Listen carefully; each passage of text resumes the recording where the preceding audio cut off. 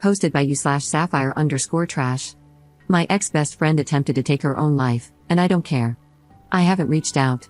She slept with my boyfriend behind my back. We're both 20F, and we've been friends since reception, 4 to 5 years old, a UK thing. She was my sister, my rock. We stood by each other through everything.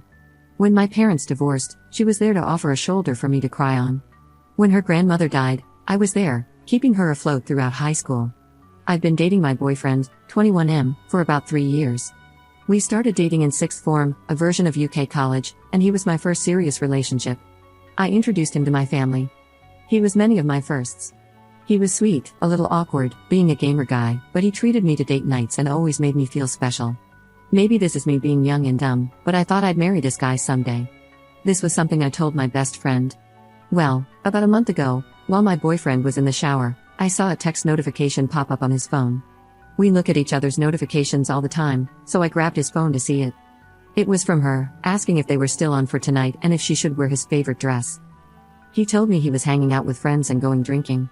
Him going drinking with friends wasn't unusual, so I never thought anything of it, but in hindsight, I wonder how much of him going out was with friends and how much of it was going out with her. I saved screenshots of their conversations. I sent them to myself. I showed him the messages when he came out of the bathroom and demanded he explain himself. I couldn't contain how upset, angry, and hurt I was. An argument ensued, where I told him he was disgusting, and I left his place. Shortly after arriving home, I started getting bombarded with calls and texts from my best friend. I answered none of her calls. I couldn't stomach hearing her voice, but her texts ranged from, "She never meant to hurt me." "My boyfriend hit on her first." It didn't mean anything.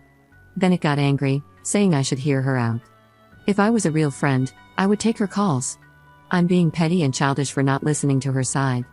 Then back to sad, saying I was her closest friend in the world and she didn't want to lose me.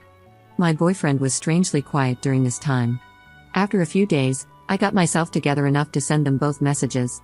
Maybe it was cowardly, but I didn't have the strength to call them.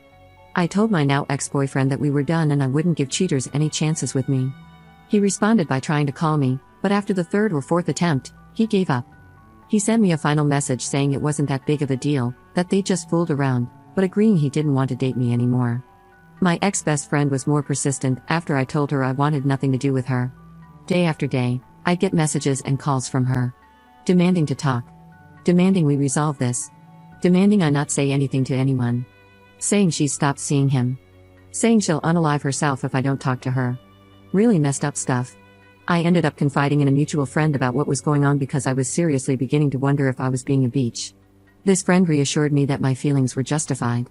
However, I wasn't expecting this friend to spread around what happened.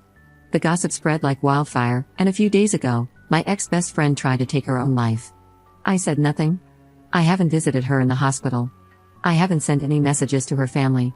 Now her older sister keeps messaging me, telling me I'm a heartless bitch for leaving her at her lowest.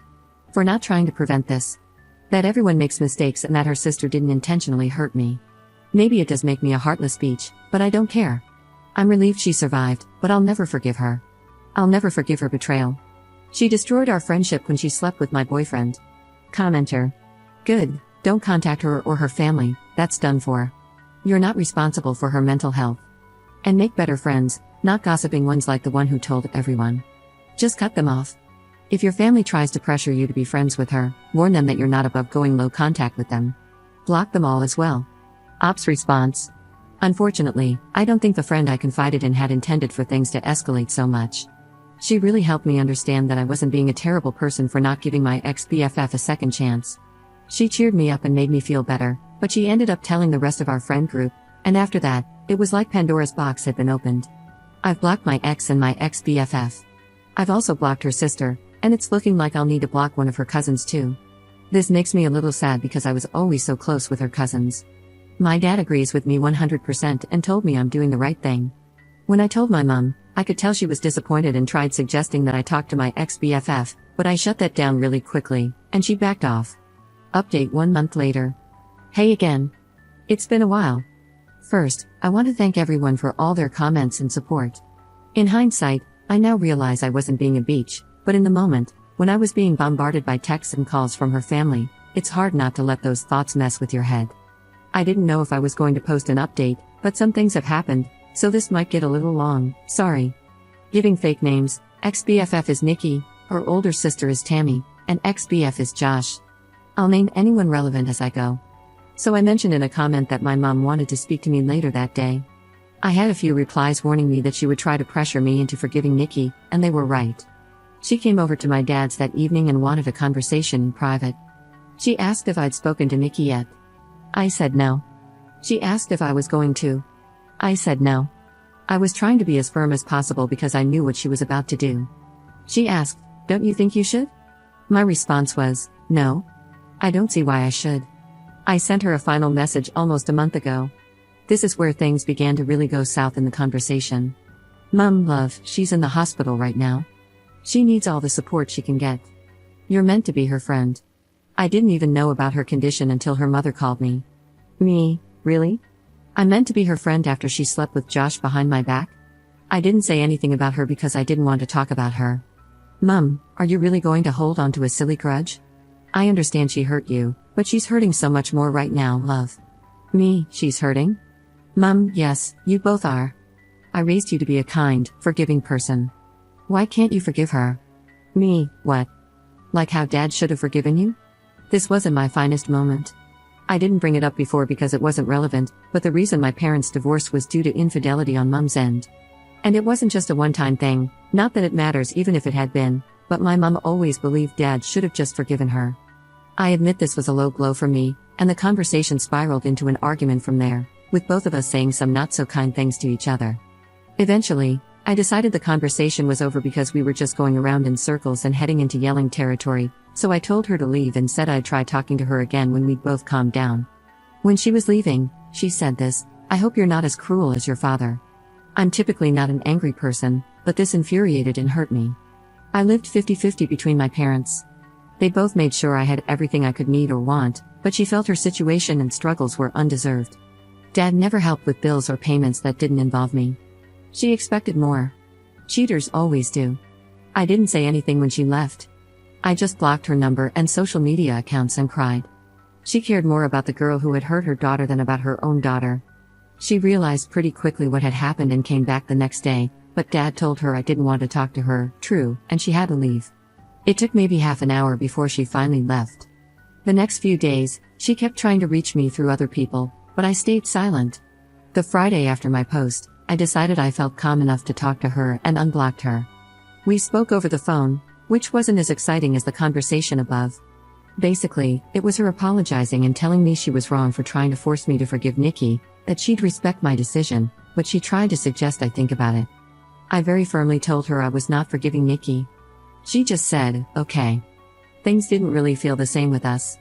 I couldn't bring myself to be as chatty with her as I was before, and it didn't help that she kept giving me updates about Nikki. The first time she did it, she told me Nikki had been put on a 72-hour psych hold, assessed, and eventually released. I told her I didn't want any updates on Nikki's situation. I wouldn't stop her from checking in, but I didn't want to be involved. She complained and said she thought I'd want to visit her, but I threatened to block her again if she kept pushing, and she shut up. Nothing was mentioned about Nikki for a couple of weeks before Mum again broke my boundary and brought her up, telling me about how Josh had stopped talking to her, and how Nikki needed a shoulder to cry on. I again told her I didn't want to know, and this was her last chance not to bring her up or I would cut her from my life. She complained again but eventually promised it wouldn't happen again. Maybe I should have learned from my mistakes because I know my mother. She doesn't take no for an answer. It was really quiet for a while. My friends and I had all basically carried on from what happened, and even though I know a couple of them still occasionally talk to Nikki, they never bring her up around me or tell her, I hope, how I'm doing. I thought I could finally close this chapter of my life, but nope. Today, my mother called me and asked if I wanted to get lunch. I hadn't seen her in a while, so what was the harm? I headed to the Weatherspoons we planned to eat at, and who do I find sitting with my mum? Nikki and her sister Tammy. As soon as Nikki sees me, she gets up and tries to hug me, but I just raise a hand and take a step back, and this girl has the audacity to look upset. Mum immediately knows she's effed up because she's scrambling with all the excuses. It hurts to see you two fall apart like this, you were so close. I thought you'd forgive her by now. And my favorite, she made a mistake, she misses you. During this time, Nikki has been quiet, and I can see Tammy glaring at me. I'm just so effing angry and upset. I honestly didn't think Mum would pull something like this. I wanted to leave and cry, But I looked at Nikki and said, for someone who's made a mistake, she sure hasn't apologized for it yet. She had this guilty look on her face and muttered something about me having her blocked and having no way to. I said, is that really all you have to say? And she just looked at me, confused. I was done. I turned to leave, and her sister started yelling after me, saying that I owed Nikki a second chance with all the trauma I put her through, while Nikki was begging me to just listen to her and talk to her. I told them all to F off and never contact me again and left. I managed to get out of there before Tammy started a fight and went home, where I sent my mom a text a while ago telling her she'd better lose my number because she no longer has a spot in my life. Then I blocked her and just cried. My dad's been doing his best to comfort me, but it just hurts so bad that my own mother did this to me. So that's where things are at right now. I'll update if anything else happens, but this whole situation really effing sucks. Commenter. Why were you still in touch with your mother when she cheated on your dad? Ops response. Because she was still my mom.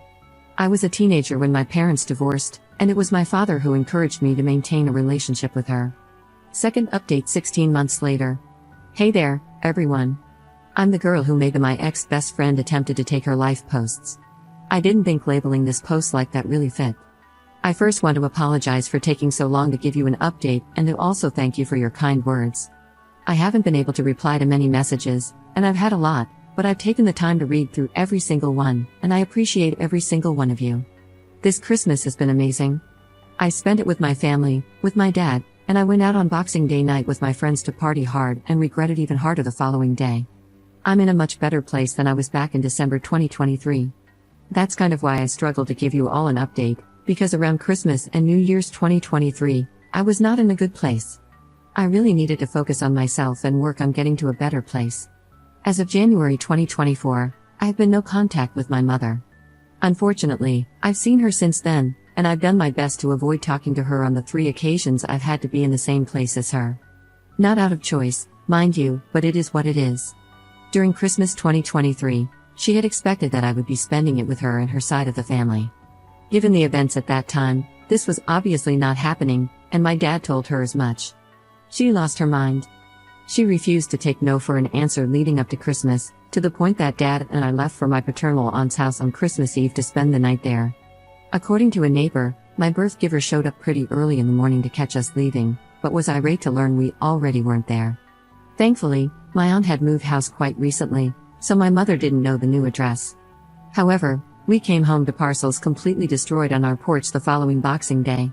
There was even a Christmas card labeled for me, but inside was a horrible letter from my mother, describing me as the worst daughter on the planet. That honestly destroyed me, and I spent New Year's a mess. It's difficult cutting off your own mother. I spent half of January 2024 trying to fix things with her, but it came to a head when I realized I was the only one being forced to compromise. I finally cut off contact, and it's been that way since. There's been more between then and now, but I think those are incidents I'll post on my Reddit page or in the comments of this post to prevent it from getting too long. In terms of Nikki, I've heard she's doing better. We've not spoken since my mother's lunch escapade, but she's found a job and, according to a mutual friend, a new circle. Despite everything that she's put me through, I'm happy for her. It's almost 2 a.m. here in the UK, so if I suddenly stop responding to comments, I've fallen asleep.